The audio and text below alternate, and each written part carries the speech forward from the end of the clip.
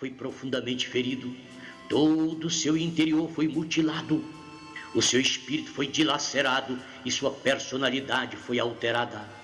Acabada a prova, Davi estava quase irreconhecível.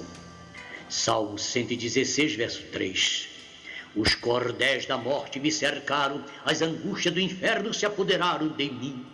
Sofri tribulação e tristeza. O processo foi doloroso, principalmente porque Davi era justo. Apesar das injustiças que se efetuavam contra ele, porém Davi jamais formou grupinhos, nunca fez levante e nem rebelião, nem tampouco decidiu abandonar o rei. Foi o próprio ungido do Senhor, rei Saul, que decidiu mandar caçá-lo e matá-lo como se mata um cão. 1 Samuel 19:11. Disse Mical a Davi: escapa com a tua alma esta noite, porque amanhã te matarão. A arte de vencer se aprende nas derrotas. Fugitivo. Davi foge para a caverna.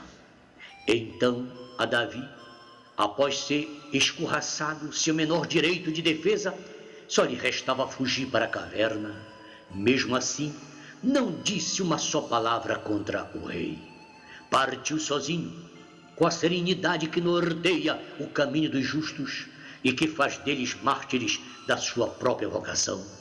Enquanto todos estavam confusos e perplexos com os acontecimentos, Joabe estava surpreso com a resignação de Davi, pois, além de parecer um fracassado e fugitivo, ele demonstrava vergonha por ter se colocado na defensiva. Ele aparentava ser um eterno derrotado. Em dado momento, Joabe postou-se na frente de Davi, olhou com desprezo e com o dedo em riste, pôs-se a urrar suas frustrações. No castelo, muitas vezes, ele, Saul, quase o matou com a sua lança. Eu vi isso com meus próprios olhos. E agora, da maneira mais covarde, você fugiu. Há muito tempo você não tem sido mais do que um coelho de caça. Todos acreditavam nas mentiras que Saul espalhava a seu respeito. O próprio rei lhe caça por toda parte, nas cavernas, nas grutas e nos poços, na ânsia de exterminar-lhe. Esta noite aqui, em Zif, você o teve ao alcance da sua lança, como teve ali e em Engendi, e não fez nada. Vai, valentão, você é um covarde identificado. Olha para nós, somos todos animais de novo. Há menos de uma hora você poderia ter nos libertado. Poderíamos estar nesse mesmo instante livres. E também Israel. Por que, Davi? Por que você não colocou fim a todos esses anos de miséria? Seguiu-se um longo silêncio. Os homens moviam-se apreensivos novamente. Não estavam habituados a ver Davi sendo assim repreendido. Davi, no entanto, delicadamente respondeu: há muito tempo atrás, o rei era sadio, grande aos olhos de Deus e diante dos homens. E Deus, não os homens, foi quem o fez rei. Deus me guarde de estender a mão contra o meu Senhor. Ele é ungido do Senhor. Por mais que Joabe gritasse: Saul está louco! Deus não está mais com ele! E esteja certo, Davi, ele ainda lhe matará. Davi mansamente dizia: prefiro que ele me mate a aprender os seus caminhos. Prefiro morrer a vir ser como ele. Não seguirei a estrada que leva os reis à loucura. Não atirarei lanças. Não permitirei que o ódio se anine no meu coração. Nem me vingarei agora, nem nunca.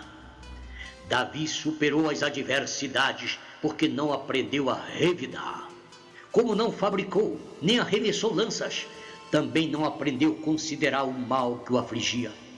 Fingia não ver as lanças, abaixando-se rapidamente, para não refletir a cor profunda da amargura. Chega-te aos bons e serás um deles. Chega-te aos maus e serás pior do que eles. Lições de Davi. Davi aprendeu 3 coisas que o impediu de ser atingido: não possuir algo da elegante e fácil arte de arremessar lanças, ficar longe da companhia de quantos atiram lanças e manter a boca fechada. Deste modo, as lanças jamais o atingiram, embora lhes tenha atravessado o coração. Ele tinha as cavernas como seu castelo e as covas como seu lar. As cavernas não são os melhores lugares para os estressados. Existem certas mesmices entre todas. Não importa em quantas você tenha dormido, são escuras, úmidas, frias, assombrosas e bolorentas. E uma caverna se torna pior ainda quando você é o seu único habitante. E ante o silêncio, ao longe, você pode ouvir os cães acuando. Davi buscava o seu alimento como animal selvagem, corria pelos campos molhados e pelos leitos lodosos dos rios. Às vezes os cães chegavam perto, até mesmo o encontravam, mas os pés ligeiros, os rios e as nascentes ocultavam-no. Assim, obtinha o seu alimento nos campos e à margem dos caminhos, dormia nas árvores, escondia-se em fossas e arrastava-se através dos espinheiros e lama. Corria o dia inteiro, não se arriscando a parar e a comer. Bebia a água da chuva, sujo, seminu, prosseguia a caminhar, a tropeçar e a rastejar. Cair e levantar fazia parte do seu cotidiano. Às vezes, quando os cães e os caçadores não estavam por perto, a presa cantava. Começava baixo, depois elevava a voz e entoava o cântico que o cordeirinho o tinha ensinado. As paredes da caverna ressoavam cada nota, exatamente como as montanhas haviam feito. A melodia ressoava na profunda escuridão do esconderijo e logo se transformava no coro que ecoava de volta para ele. Davi dispunha de muito menos do que quando era pastor, porque agora não tinha nem harpa, nem sol, nem a companhia das ovelhas. As lembranças da corte tinham-se desbotado. A glória da fama acabara-se. A maior aspiração de Davi não ia agora além da posse de um cajado. Tudo no seu interior estava sendo esmagado. Ele cantava bastante e harmonizava cada nota com um profundo suspiro.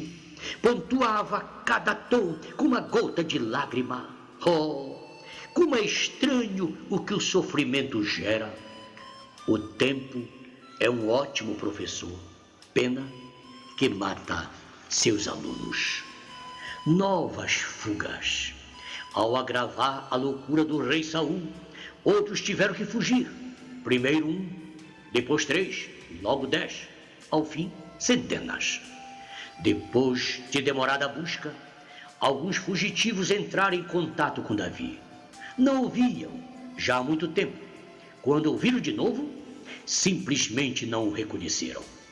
Ele mudara sua personalidade, sua disposição, e todo o seu ser estava alterado.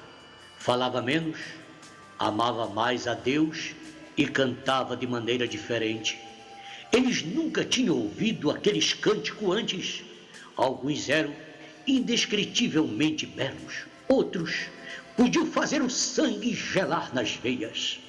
Ali, naquelas cavernas, mergulhado na tristeza da sua melodia e no cantar de sua tristeza, Davi indiscutivelmente tornou-se o maior inólogo e o maior confortador de corações despedaçados que o mundo jamais veria.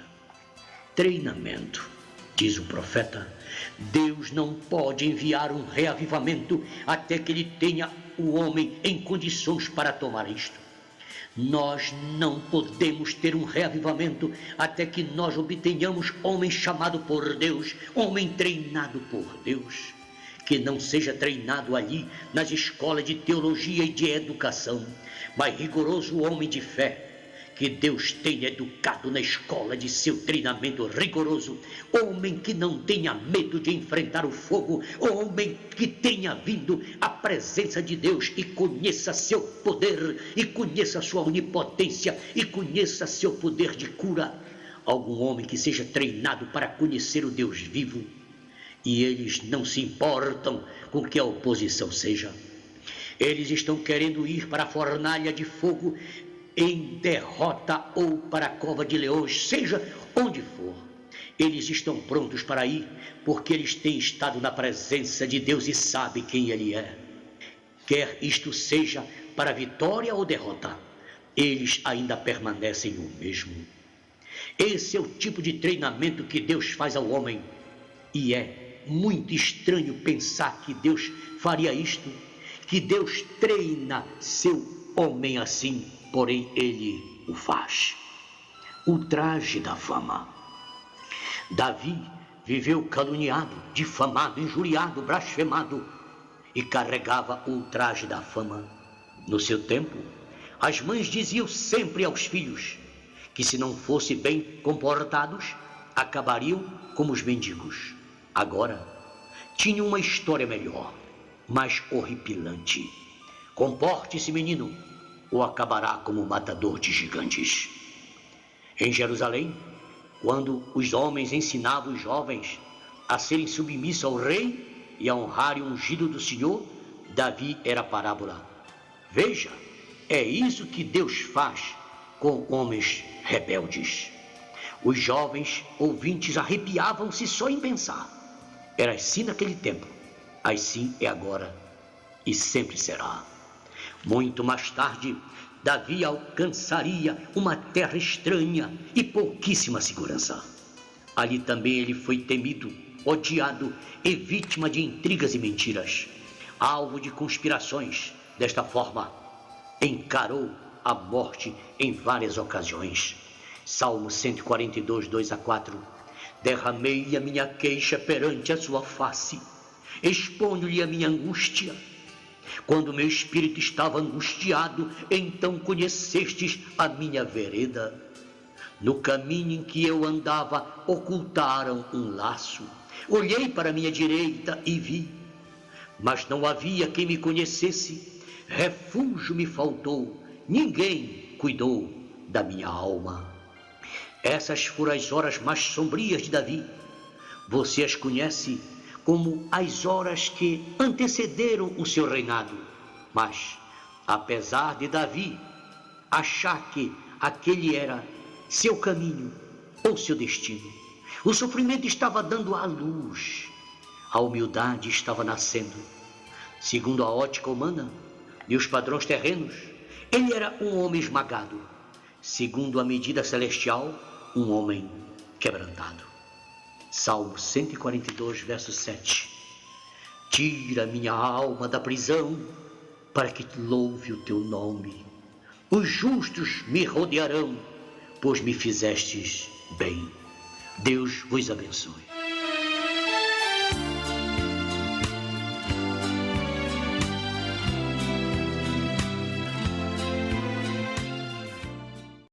Foi profundamente ferido